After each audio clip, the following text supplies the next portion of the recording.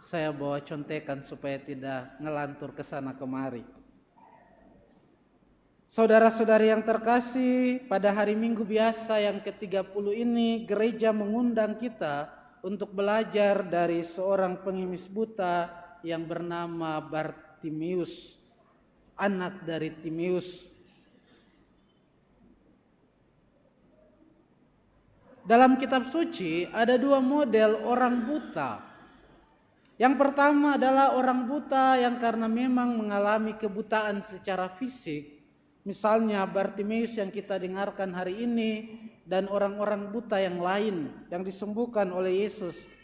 Tetapi juga kitab suci mengungkapkan juga ada orang buta yang lain, bukan buta secara fisik, tetapi buta secara rohani atau spiritual, yakni orang-orang yang tidak mampu menangkap kehadiran Allah di tengah-tengah kehidupan mereka.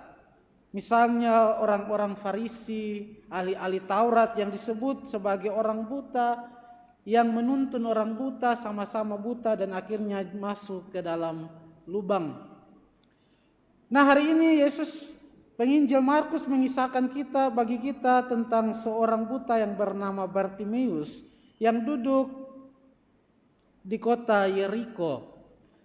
Ketiga penginjil sinoptik juga mengisahkan kisah yang sama. Ya, penginjil Matius dan Lukas juga mengisahkan kisah yang sama.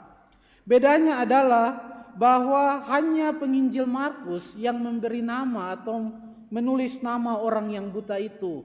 Kedua penginjil lain tidak menyebutkan nama dari orang yang buta yang disembuhkan oleh Yesus. Dan menarik bahwa inilah mujizat terakhir yang dibuat Yesus yang dilukiskan oleh penginjil Markus. Kita tahu bahwa Yesus menyembuhkan Bartimeus ini ketika dia bersama dengan murid-muridnya dalam perjalanan terakhir melintasi Yeriko masuk ke Yerusalem untuk memulai kisah sengsaranya. Jadi inilah mujizat terakhir yang dikisahkan oleh penginjil Markus dalam Injilnya, yakni penyembuhan Bartimeus di luar kota Yeriko ketika Yesus hendak masuk ke Yerusalem dalam perjalanan terakhirnya sebelum memulai sengsara. Kalau orang disebutkan namanya berarti orang itu penting dalam gereja awal. Maka kita meyakini bahwa Bartimeus ini orang penting ketika gereja sementara bertumbuh sesudah Yesus naik ke surga. Maka namanya disebut oleh penginjil Markus dalam Injilnya. Saudara-saudari yang terkasih, perjalanan kita bersama Bartimeus seorang buta ini kita mau tempatkan dalam konteks yang lebih luas, yakni dua kisah yang mendahului kisah penyembuhan ini yang kita dengarkan pada 2 minggu yang lalu. Kisah pertama adalah ketika Yesus mengatakan atau mewahyukan penderitaannya bahwa Mesias, putra Daud, harus menderita, ia ditolak oleh tua-tua, ia ditolak kemudian akan mengalami sengsara, wafat dan dibangkitkan pada hari yang ketiga. Mesias putra Daud adalah hamba Yahweh yang mengalami penderitaan, yang datang bukan untuk dilayani melainkan untuk melayani dan memberikan nyawanya bagi tebusan banyak orang. Namun menarik bahwa para murid tidak memahami apa artinya Mesias, siapa Yesus putra Daud.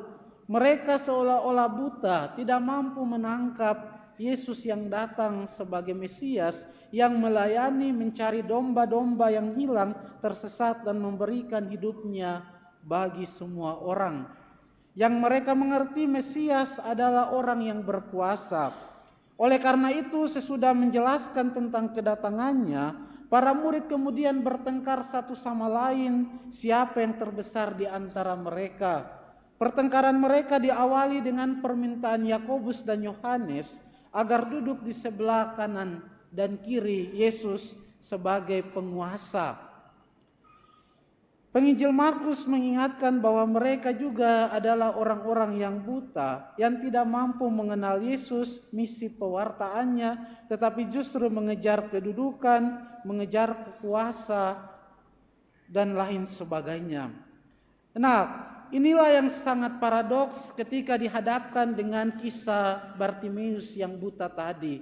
Para murid yang tidak mengalami kebutaan fisik tetapi tidak mampu menangkap kehadiran Yesus dilawankan dengan Bartimeus yang buta secara fisik tetapi mampu secara rohani untuk melihat Yesus, anak Daud yang datang untuk menyelamatkan manusia, sehingga ia berseru ketika mendengar bahwa Yesus lewat, ia langsung mengenal dan berteriak dengan suara nyaring, "Yesus putra Daud, kasihanilah aku."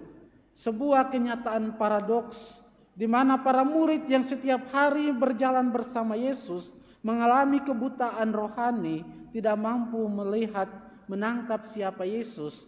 Sedangkan Bartimeus, seorang yang buta secara fisik, tetapi hatinya tidak buta, mampu mengenali Yesus. Sehingga ketika orang berkata, "Teguhkanlah hatimu, berdirilah, ia memanggil engkau." Bartimeus kemudian segera datang kepada Yesus dengan menanggalkan jubahnya. Penginjil Markus mencatat bahwa orang buta itu lalu menanggalkan jubahnya. Jubah dalam kitab suci adalah lambang kekayaan, lambang harta, lambang martabat yang dipegang kuat-kuat oleh setiap orang. Dan ketika mendengar Yesus memanggilnya, Bartimeus menanggalkan jubahnya, menanggalkan martabatnya, menanggalkan egonya, menanggalkan hartanya, dan datang bersimpu di kaki Yesus dan memohon kesembuhan. Ibu bapak, saudara-saudari umat beriman yang terkasih, kisah Bartimeus hari ini mengajak kita untuk menyadari bahwa terkadang juga kita tidak buta secara fisik, tetapi mengalami kebutaan secara rohani untuk menangkap kehadiran Allah, melihat kehadiran Allah dalam diri orang lain dan dalam pergelaman kehidupan kita setiap hari. Maka mari kita diajak bersama Bartimeus untuk datang kepada Yesus, menanggalkan ego kita, menanggalkan kesombongan kita, untuk datang di kaki Tuhan dan memohon, "Tuhan, sembuhkanlah aku. Rabuni, semoga aku melihat."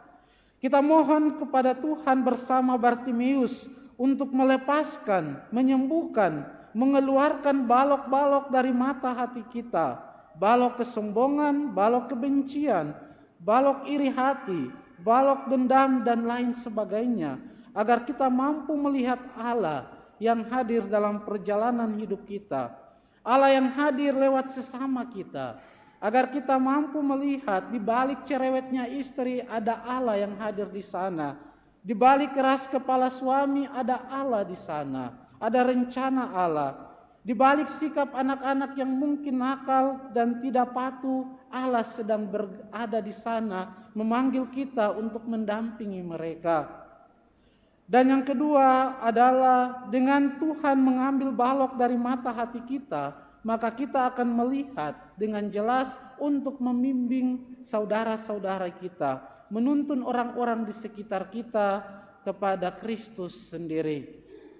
Mari kita mohon berkat Tuhan, rahmat Tuhan dalam Ekaristi, supaya kita mampu seperti Bartimeus melihat kehadiran Allah dalam seluruh perjalanan hidup kita dan mampu melihat kehadiran Allah dalam diri sesama kita. Tuhan memberkati kita semua. Amin.